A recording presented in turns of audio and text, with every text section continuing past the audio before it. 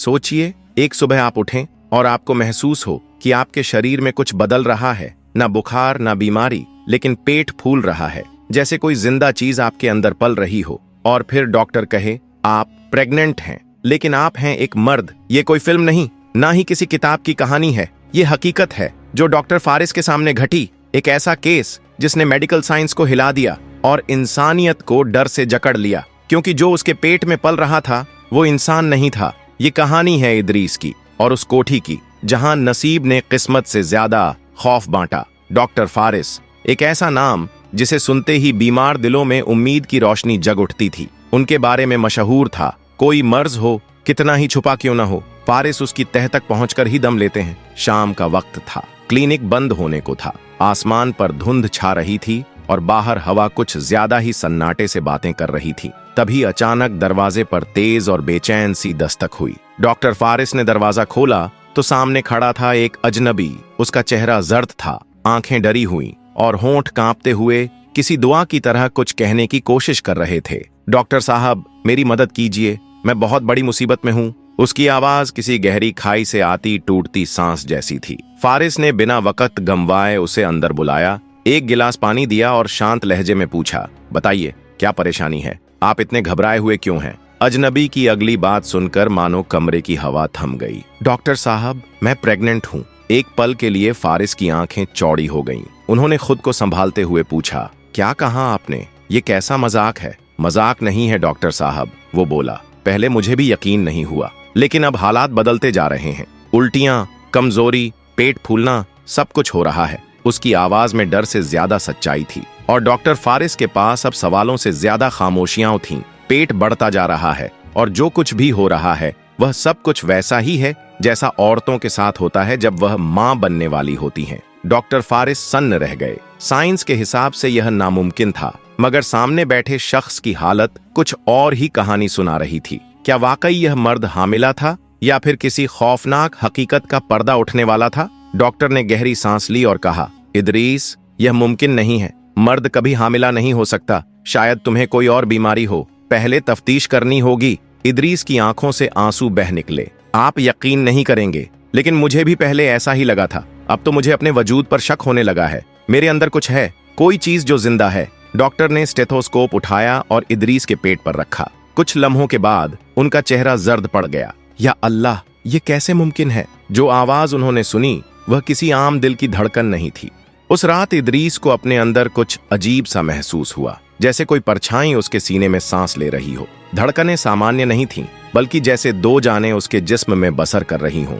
उसका बदन पसीने से भीग चुका था। कांपती आवाज में उसने डॉक्टर फारिस से कहा, डॉक्टर साहब, मैंने पहले ही कहा था, मेरे अंदर कोई चीज पल रही है, मगर ये इंसान है या कुछ और, अल्लाह ही बेहतर जानता है। डॉक्टर फारिस, जो न सिर्फ एक माहिर नफ्सियात थे बल्कि कदरदान मुसलमान भी, उन्होंने फौरन मेडिकल जांच का फैसला किया। हमें इल्मी सबूत चाहिए, उन्होंने कहा और अल्ट्रासाउंड मशीन ऑन की। जैसे ही जेल लगाकर प्रोब पेट पर रखा गया, स्क्रीन पर एक हलचल उभरने लगी। पहले धुंध, फिर कुछ साया सा और फिर एक अजीब सी सूरत। डॉक्टर फारिस की आंखें फैल गईं, उनका चेहरा स्याह पड़ने लगा। या रब्बी, ये क्या है? जो कुछ स्क्रीन पर था वो किसी इंसानी बच्चे जैसा तो लग रहा था, मगर उसकी बनावट और हरकतें किसी अनजानी मखलूका की तरह थीं। उसके हाथ पैर टेढ़े मेढ़े थे और उसके जिस्म में ऐसी सरगर्मी थी जो किसी आम गर्भ में पल रहे बच्चे में नहीं होती। इदरीस घबरा कर बोला, डॉक्टर साहब, क्या ये बच्चा है? फारिस ने रिपोर्ट उठाई, उसके अल्फाज पढ़े और उनका चेहरा खौफ से भर गया। इदरीस, इसके जेनेटिक कोड्स इंसानों से मिलते जुलते हैं, मगर मुकम्मल तौर पर इंसानी नहीं है। इसकी धड़कनें अजीब हैं, जैसे एक नहीं बल्कि दो दिल एक साथ धड़क रहे हों। ये मखलूक अब फितरी तौर पर बहुत तेजी से बढ़ रही है। जहां एक आम हमल 9 महीने में मुकम्मल होता है, ये कुछ ही हफ्तों में पैदा हो सकता है। इदरीस ने कांपते हुए पेट पर हाथ रखा और पूछा, अगर ये इंसान नहीं है तो फिर क्या है? डॉक्टर खामोश हो गए। मेडिकल साइंस का हर उसूल जैसे थम गया हो। तभी दरवाजे पर दस्तक हुई। दोनों की नजरें एक दूसरे से मिलीं और दोनों के जहन में एक ही सवाल उठा, क्या वो जो बाहर है उस अजूबा एक खल्क से ताल्लुक रखता है या फिर ये महज एक इत्तेफाकत था? अल्लाह ही जानता है। खट खट खट। रात के 11 बज चुके थे। इतने देर को कोई मरीज नहीं आता। फारिस और इदरीस दोनों की सांसें अटक गईं। डॉक्टर ने हौसला बटोरते हुए दरवाजा खोला। बाहर एक औरत खड़ी थी, सिर से पांव तक काले बुरखे में लिपटी हुई। उसकी सांसें तेज थीं और आवाज कांपती हुई थी। डॉक्टर साहब, जो कुछ इदरीस के साथ हो रहा है मैं सब जानती हूँ। डॉक्टर और इदरीस दोनों ही सख्त हैरानी में थे। डॉक्टर ने पूछा, तुम कौन हो? औरत ने नरमी से अपना नकाब हटाया। उसकी आंखें लाल थीं, जैसे कई रातों से नींद न आई हो। मेरा नाम शबीना है, उसने धीमे लहजे में कहा। और जो इदरीस के साथ हो रहा है वह मर्ज नहीं, एक बदला है। इदरीस की रूह कांप उठी। शबीना अंदर आई और कांपते हाथों से कुर्सी थामी। उसने गहरी सांस ली। यह सब कुछ उसी रात शुरू हुआ था जब तुमने उस जगह कदम रखा जहां तुम्हें हरगिज नहीं जाना चाहिए था। इदरीस के चेहरे से रंग उड़ गया। कौन सी जगह? वही नसीब की कोठी। यह नाम सुनते ही डॉक्टर और इदरीस दोनों के रोंगटे खड़े हो गए। नसीब की कोठी? डॉक्टर ने हैरानी से दोहराया। यह नाम तो कभी सुना ही नहीं। शबीना की आंखों में खौफ उमड़ आया। उसने नीची नजर कर कहा, डॉक्टर साहब, वो कोई आम हवेली नहीं थी। वहां बरसों पहले एक औरत रहा करती थी, फरीदा बेगम। बेहद खूबसूरत मगर बदनसीब। उसकी कोख कभी आबाद नहीं हुई। कहते हैं उसने खुदा से ऐसी दुआ मांगी जो कभी मांगी ही नहीं जानी चाहिए थी। कैसी दुआ? इदरीस ने घबराई हुई आवाज में पूछा। उसने औलाद की दुआ नहीं मांगी, उसने यह मांगा था कि चाहे जैसे भी हो वो मां बने, फिर चाहे कायनात के कानून ही क्यों न टूट जाए। डॉक्टर फारिस को यह सब किसी अफसाने जैसा लग रहा था, मगर इदरीस की आंखों में अब भी खौफ था। एक रात फरीदा बेगम गायब हो गई। शबीना की आवाज में एक ठंडक थी और कुछ महीनों बाद उस वीरान हवेली से बच्चे की चीखें सुनाई देने लगीं। किसी ने उसे देखा नहीं, मगर कहते हैं वह बच्चा इंसान ही नहीं था। इदरीस अब कांपने लगा। फारिस ने उसकी ओर सवाल भरी नजरों से देखा। इदरीस, तुम वहां गए क्यों थे? इदरीस के होंठ सूख चुके थे। मैं बस यूं ही चला गया था। मुझे लगा जैसे कोई चीज मुझे अंदर खींच रही हो, और वहां एक परछाई थी। उसने मुझसे कुछ कहा था, मगर अब मुझे याद नहीं। शबीना ने गहरी नजर से उसे देखा। तुम भूल नहीं रहे इदरीस, तुमने वहां कुछ किया था और अब वो चीज तुम्हारे अंदर पल रही है। इदरीस ने सिर झुका लिया। नहीं, यह सब बकवास है। मैं मर्द हूं, मेरे साथ यह सब कैसे हो सकता है? शबीना ने एक लंबी सांस ली। जो कुछ तुम्हारे साथ हो रहा है इदरीस, वो तिब्ब से परे है। उसे सिर्फ साइंस से नहीं समझा जा सकता। डॉक्टर फारिस अब भी बेचैन थे।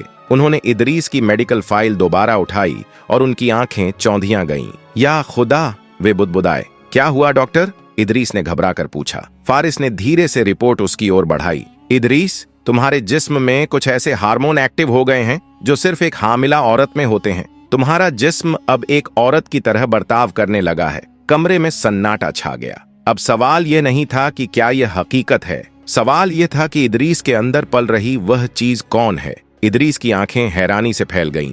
नहीं, यह झूठ है। वह झटके से उठा, मगर तभी उसके पेट में एक तेज मरोड़ उठा और वह चीखता हुआ जमीन पर गिर पड़ा। उसके पेट में अजीब सी हरकत होने लगी थी, जैसे कोई चीज अंदर ही अंदर सरक रही हो, जिंदा थी और जाग रही थी। डॉक्टर साहब, शबीना चीख पड़ी, यह वही है जो इदरीस के साथ हुआ है। वह अब मुकम्मल रूप ले चुका है। डॉक्टर फारिस ने फौरन उसे उठाकर बेड पर लिटाया। उसकी पेशानी पर पसीने की लकीरें थीं। हमें कुछ करना होगा अभी, वरना क्या?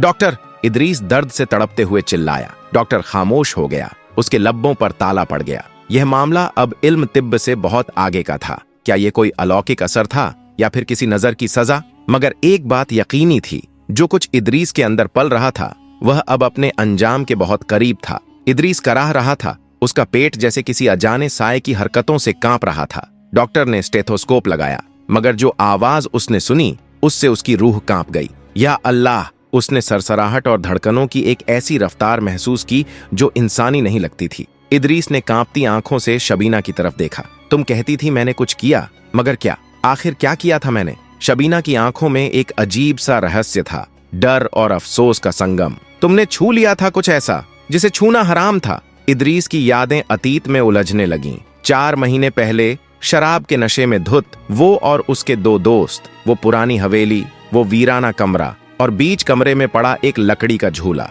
इदरीस की सांसें तेज हो गईं। मैंने बस झूले को धक्का दिया था। शबीना की आंखों से आंसू बह निकले। वही झूला जहां फरीदा बेगम ने अपनी आखिरी सांस ली थी, जहां उसने अपना अधूरा ख्वाब छोड़ा था। डॉक्टर फारिस कांपते हुए बोले, तो मतलब जो फरीदा बेगम चाहती थी वो अब इदरीस की कोख में पल रहा था। शबीना ने धीमे से सर हिला दिया। इदरीस की शर्ट पसीने से तर हो चुकी थी और उसके पेट में कुछ उभरने लगा था, जैसे कोई चीज बाहर आने की कोशिश कर रही हो। डॉक्टर बचा लीजिए मुझे, यह चीज मुझे खा जाएगी। इदरीस की आवाज में डर था। डॉक्टर ने झटपट इंजेक्शन निकालने की कोशिश की, लेकिन तभी इदरीस के पेट से किसी के दरवाजा पीटने की आवाज आई। धक धक धक। पूरा क्लिनिक इदरीस की चीख से गूंज उठा। डॉक्टर और शबीना दोनों के रोंगटे खड़े हो गए। या खुदा, ये क्या माजरा है? फारिस के हाथ से इंजेक्शन गिर पड़ा। इदरीस बेड पर तड़प रहा था। उसकी आंखें सुर्ख हो चुकी थीं और उसके पेट की चमड़ी खींचने लगी थी, जैसे अंदर से कोई रूह या साया बाहर आने को बेताब हो। बचाइए डॉक्टर, मेरी जान जा रही है।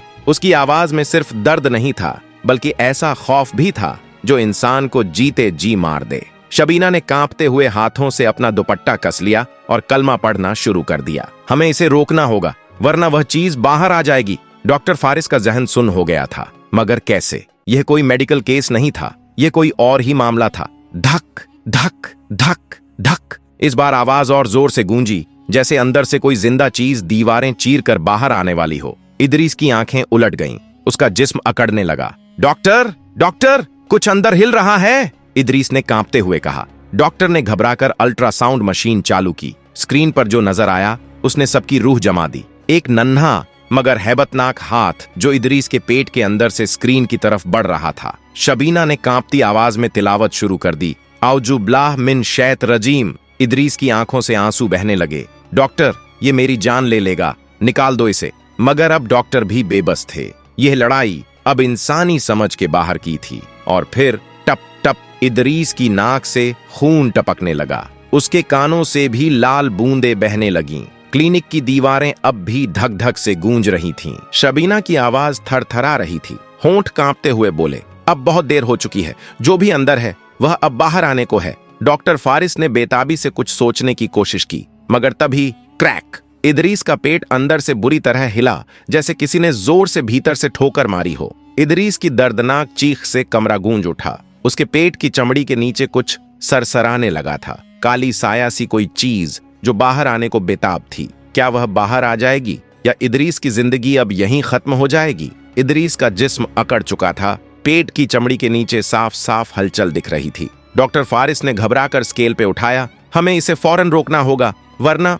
धड़ाम। अचानक क्लिनिक की सारी लाइट्स बंद हो गईं। अब सिर्फ एक ही आवाज थी, इदरीस की तड़पती हुई सांसें। शबीना ने घबराकर या अल्लाह कहा और उसकी नजरें अब भी अल्ट्रासाउंड स्क्रीन पर जमी हुई थीं, मगर जो उसने वहां देखा उससे उसकी रूह तक जम गई। स्क्रीन पर अब सिर्फ हाथ नहीं था, वह हाथ और बड़ा हो गया था और अब वहां एक चेहरा भी था, एक झुर्रियों से भरा हुआ अजीब और गरीब चेहरा, जिसकी आंखें कोयले जैसी स्याह थीं और वह सीधा शबीना की आंखों में झांक रहा था। नहीं नहीं, ये मुमकिन नहीं। शबीना हकलाकर पीछे हट गई। डॉक्टर फारिस ने टॉर्च जलाने की कोशिश की, मगर अफसोस बैटरी मर चुकी थी।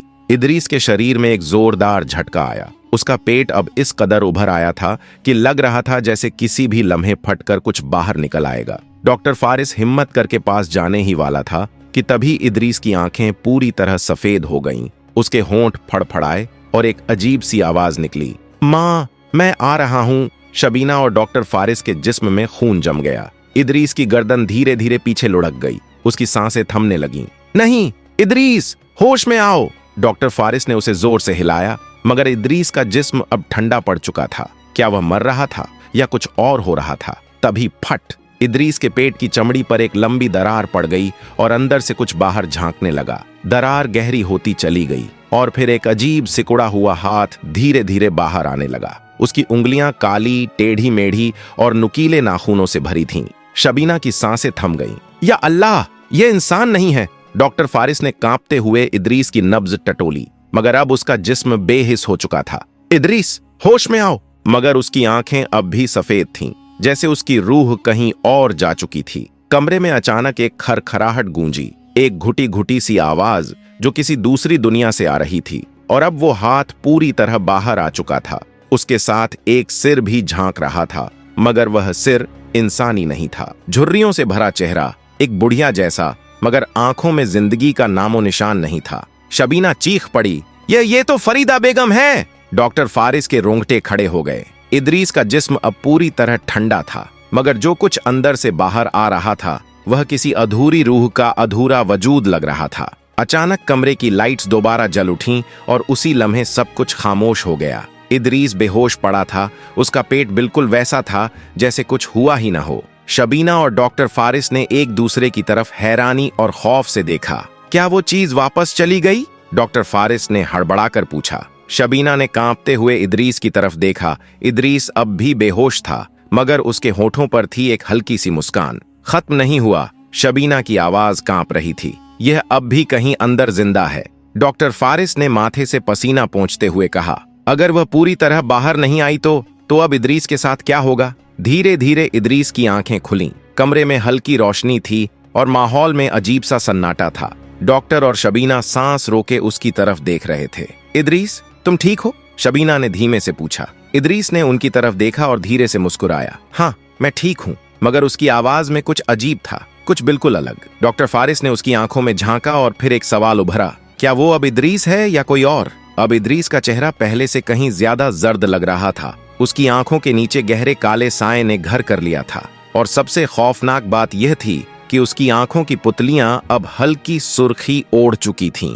इदरीस, तुम्हें कुछ याद है? डॉक्टर फारिस ने घबराई हुई आवाज में पूछा। इदरीस ने सिर झुकाया, जैसे किसी पुरानी याद को पकड़ने की कोशिश कर रहा हो। फिर धीरे से बोला, वो आ चुकी है। शबीना और डॉक्टर फारिस का खून सूख गया। कौन? इदरीस ने अपनी हथेली धीरे धीरे खोली। हथेली के ठीक बीचों बीच एक अजीब सी स्याह नक्श उभर रही थी, जैसे किसी ने उसकी खाल के नीचे काली स्याही का झर भर दिया हो। फरीदा बेगम अब मुझ में है। शबीना घबराकर चीख उठी। यह नाम मत लो, वो औरत मर चुकी है। इदरीस ने उसकी तरफ देखा। उसकी हल्की मुस्कान अब ठंडी हंसी में तब्दील हो चुकी थी। मर चुकी थी, लेकिन मैंने उसे छू लिया था, मैंने उसका झूला हिला दिया था, और अब वह मेरी रगों में बह रही है। डॉक्टर फारिस बुरी तरह कांप गया। नहीं, यह सिर्फ दिमागी असर है, हमें तुम्हारे कुछ और टेस्ट करने होंगे। मगर उससे पहले कि वह कुछ करता, इदरीस सीधा उठकर बैठ गया। अब मेरी टेस्टिंग का कोई फायदा नहीं डॉक्टर। उसकी आवाज में अब एक अजनबी सहरन थी, क्योंकि अब मैं सिर्फ इदरीस नहीं हूँ। शबीना की आंखों से आंसू गिरने लगे। नहीं, हम तुम्हें इससे निकालेंगे, हम तुम्हें बचाएंगे। मगर इदरीस ने गहरी सांस ली और हल्की मुस्कान दी। अब देर हो चुकी है, वह अंदर आ चुकी है, और अब मैं इस दुनिया को वैसे देखता हूँ जैसे वह देखती थी। डॉक्टर फारिस ने कांपते हुए इदरीस के चेहरे की तरफ देखा। इदरीस के होंठ हिल रहे थे, मगर आवाज अब किसी बूढ़ी औरत की थी, ठंडी, खौफनाक, बेजान। अब इस खेल की असली शुरुआत होने वाली है। शबीना और डॉक्टर फारिस जैसे जम गए हों। यह इदरीस की आवाज नहीं है। डॉक्टर फारिस बुदबुदाया। इदरीस की आंखों में अब लाल चमक थी और उसका चेहरा धीरे धीरे बदलने लगा था। उसके होठों पर ठंडी हंसी थी और उसकी सांसें अब इंसानी नहीं लग रही थी, धीमी, भारी और किसी और की। इदरीस, तुम वही हो ना? शबीना ने कांपते हुए पूछा। इदरीस ने सिर झुका लिया। मैं हूं और नहीं भी हूं। डॉक्टर फारिस ने शबीना की तरफ देखा। हमें इसे रोकना होगा, किसी मौलवी को बुलाओ, जल्दी। मगर तभी धड़ाम, कमरे का दरवाजा अपने आप जोर से बंद हो गया। शबीना चीख पड़ी, या खुदा, ये क्या हो रहा है? डॉक्टर फारिस ने दौड़कर दरवाजा खोलने की कोशिश की, मगर अब वह अंदर से लॉक हो चुका था। इदरीस ने धीरे धीरे सिर उठाया। अब उसकी आंखें पूरी तरह सुर्ख थीं।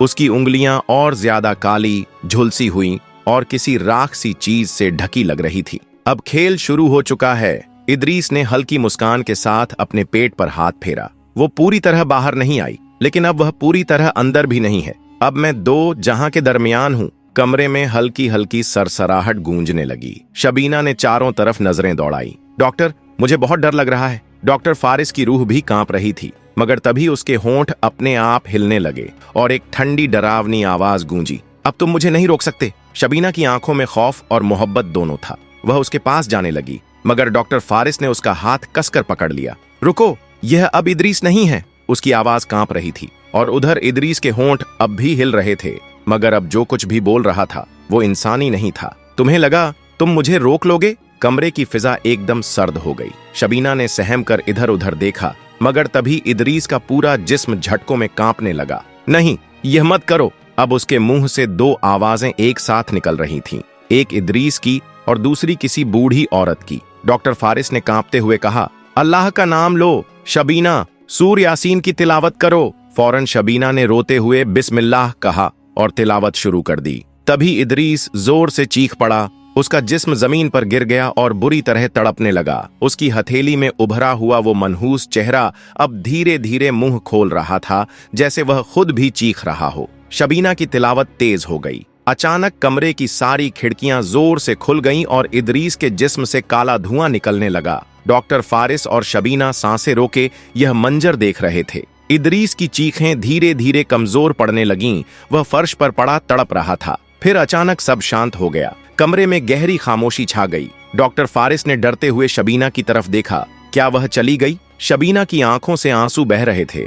उसने कांपते हुए इदरीस की नब्ज टटोली। कोई हरकत नहीं। नहीं नहीं, इदरीस उठो। मगर इदरीस की आंखें बंद थीं। उसका जिस्म ठंडा हो चुका था। हमें देर हो गई। डॉक्टर फारिस की आवाज थरथरा रही थी। तभी इदरीस के होंठ हिले। शबीना और फारिस की सांसें थम गईं। इदरीस की आंखें धीरे धीरे खुलीं, मगर अब भी वह लाल चमक रही थी। कमरे में घना सन्नाटा था। क्या वह अब भी इदरीस था या अब वह कुछ और बन चुका था? शबीना ने कांपते हुए उसका हाथ थामा। इदरीस, क्या तुम हमें सुन सकते हो? इदरीस ने धीरे धीरे अपनी उंगलियां हिलाई। फिर एक धीमी मगर भारी आवाज निकली। शबीना और डॉक्टर फारिस ने राहत की सांस ली। अल्हम्दुलिल्लाह, लगता है अब वो ठीक है। मगर तभी इदरीस मुस्कुराया, एक ठंडी बेजान सी मुस्कान। लेकिन मैं इदरीस नहीं हूं। शबीना और डॉक्टर फारिस का खून जम गया। नहीं, यह सच नहीं हो सकता। शबीना चीख उठी। इदरीस ने अपनी उंगलियां फैलाई। उसकी हथेली अब पूरी तरह स्याह हो चुकी थी और उसके नाखून लंबे और नुकीले हो गए थे। तुमने समझा सिर्फ तिलावत से मैं चली जाऊंगी। अब आवाज इदरीस की नहीं थी, वो थी फरीदा बेगम की आवाज। डॉक्टर फारिस पीछे हट गया। या अल्लाह, इसका मतलब वो पूरी तरह निकली ही नहीं। अब बहुत देर हो चुकी है। इदरीस उठा और धीरे धीरे आगे बढ़ने लगा। शबीना पीछे हटी, मगर उसकी आंखों से आंसू बह रहे थे।